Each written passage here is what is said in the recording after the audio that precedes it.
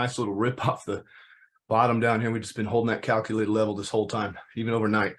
Little bounce, come back, hold it 1, 2, 3, 4 hours. 5th hour finally rips when the catalyst came out. So let's see where that is. 38.70 be about 38.40 on SPX. We might open just over, somewhere up over in here. Might even be a little bit over this pivot here.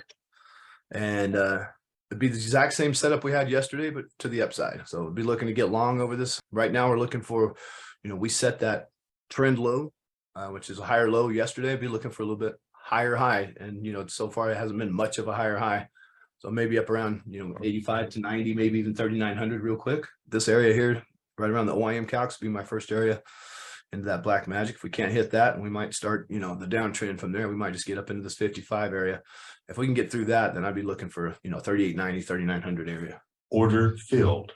A little early on that, but I like that 30 like we talked about. We pulled back into the low print like I talked about, same setup. Let's go SPX, baby. Surely we can get at least 50 out of this. Come on. There it is. All right. I'm going to take some profits at the end of this candle. We'll get up here around 50, or if it can break through 50, I'll give it another minute. See if we can't get this 5-minute candle, give us all of it. Order filled. All right. Paid myself on SPX there. 38.50 target is what I was looking at, close to the end of the candle.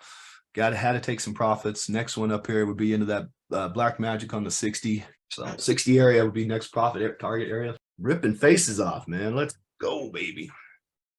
God, I love these kind of days.